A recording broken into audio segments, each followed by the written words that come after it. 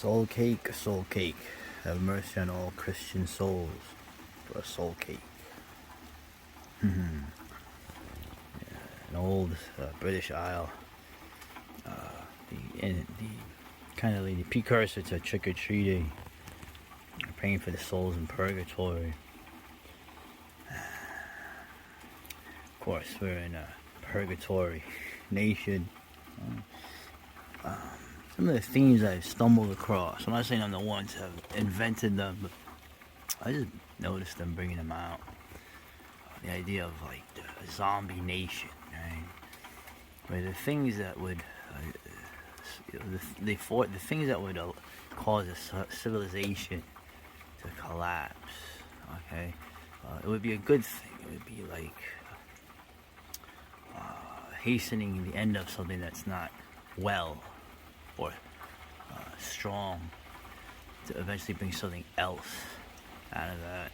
And that's what you see, that they may have, as BTD said, they may have figured it out how to keep this thing like a zombie, like a soul in purgatory. Purgatorial. And the horrors that'll come out of that. But I believe that it's a nice rainy Halloween night. I'm just chilling here. It's in a while. I'm off tomorrow, so I'm just gonna watch some movies. Also, I have the movie. I'll probably be ready hopefully tomorrow, or at least All Souls Day. Right? 'Cause November, All Saints, All Souls, but keep the horror going. Halloween is every day for me.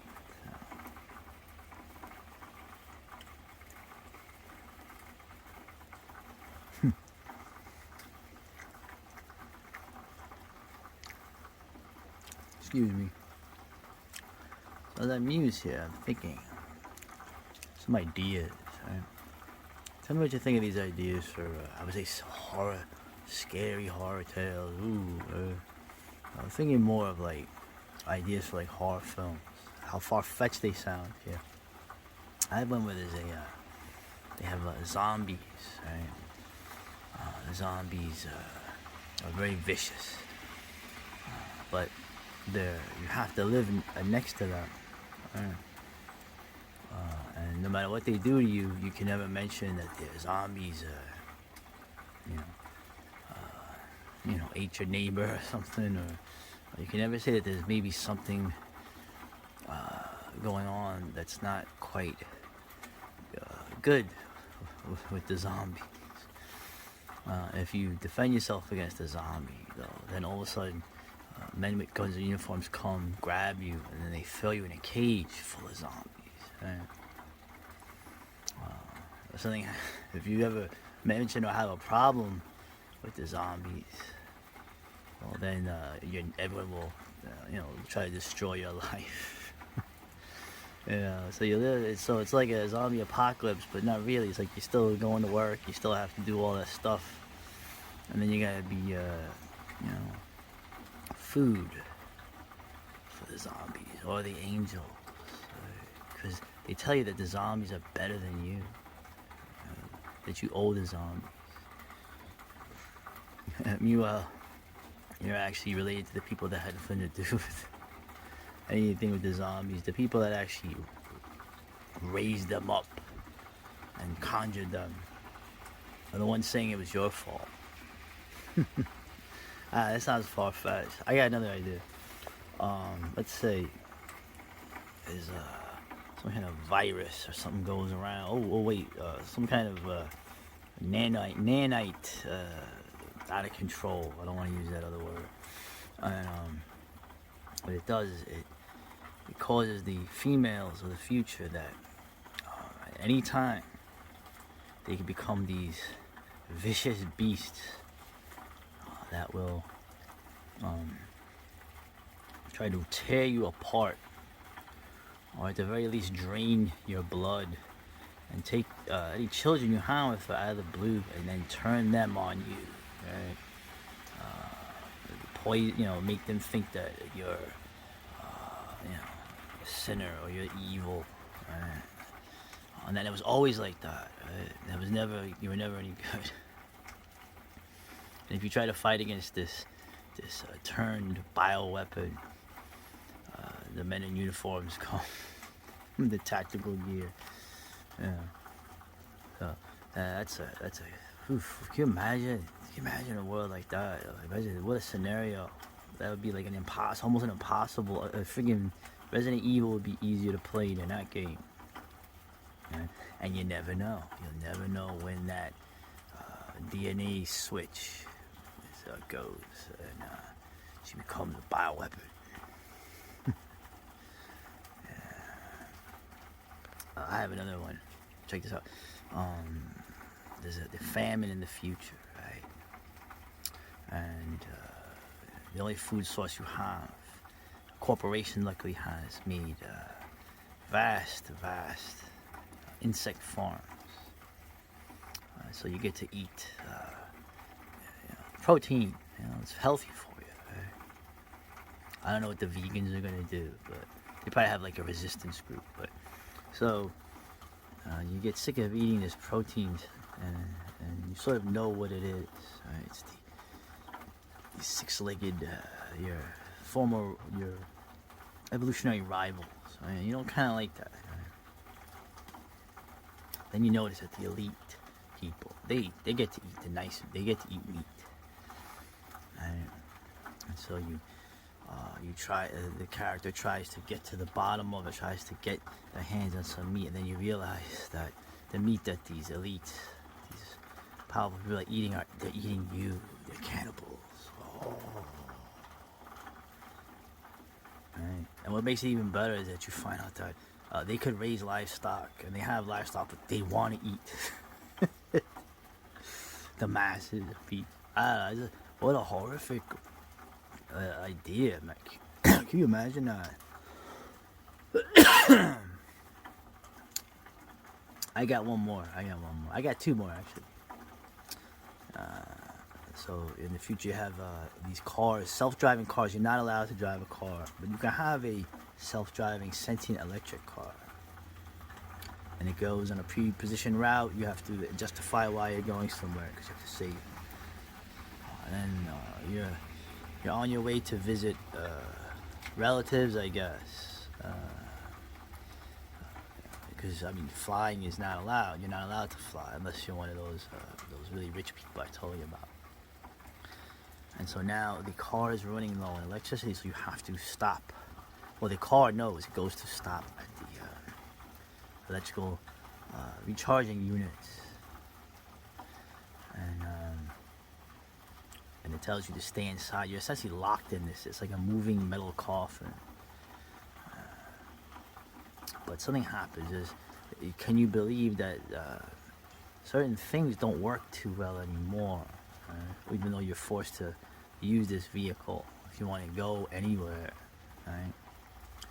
And so it malfunctions and the doors unlock, which is good, right? You're not trapped in there anymore.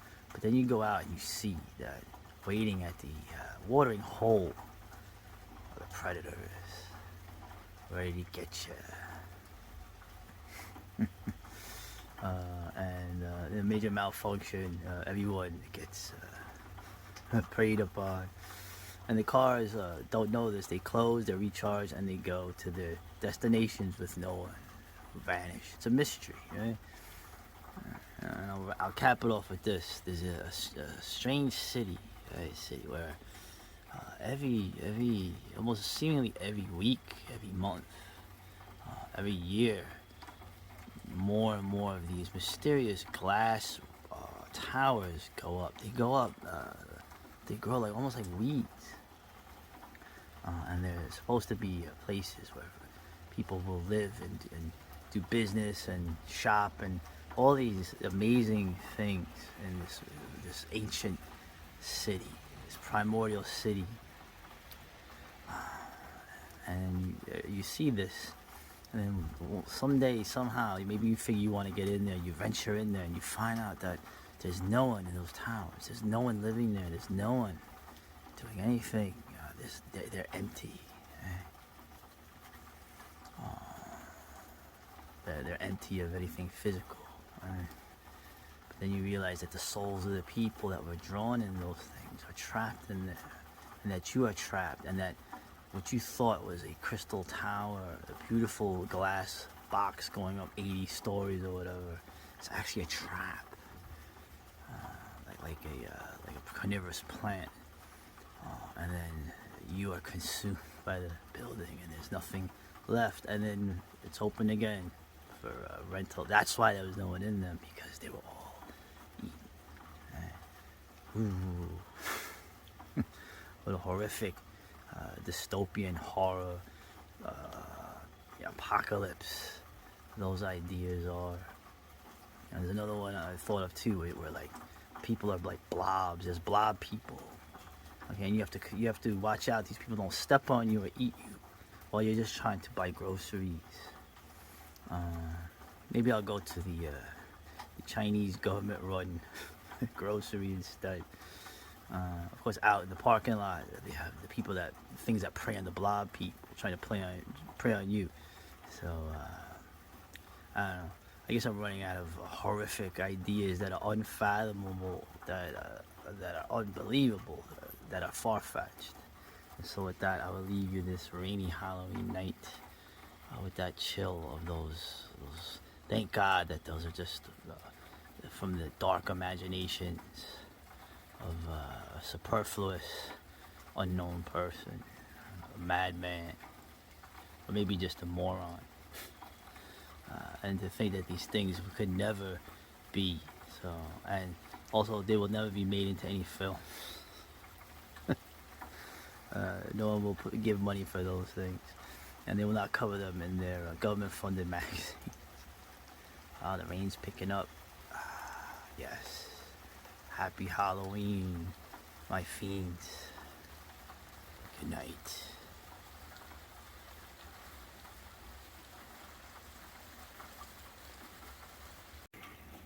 Oh, I got one more fiendish idea. There's a strange phenomenon going on where you're a normal, sane man or woman, person, right? Oh wait, forgive me for saying that. I just made a mistake doing that. My apologies. Please forgive me. You are a person, and you have a sound mind, and you have a good memory, right? You're not senile. You don't have any mental issues or any brain damage of any kind. But every day goes by where things that you remember, that you remember plain as day, well, you find out that wasn't what you remember, was not what was. It was not the case. And everything that you talk about and tell other people, no, the facts, the evidence shows that it wasn't that way at all. Okay, you were remembering it wrong, and so this increases exponentially, where you start to everything you remember is wrong, and every event you remember is the opposite. And you look at yourself in the mirror, you start to realize that you are not who you thought you were. You see a different person staring in the mirror. You realize that you have no idea of what's real anymore. And of course this causes stress to you. And so just to have any kind of coherence, any kind of island of stability, you seek you look to the people who know what really happened, what really went down, because you just can't trust your own memories. You can't trust what you were told by your family, your father, your mother, your grandfather. And you realize that you find out that they were all wrong, and that it was totally not how things were, and you are a totally different person in all capacities. Well, what a horror that is. Probably the worst horror of all. The psychological horror. That's probably the most scary idea that I've regaled you with tonight as Halloween draws to a close.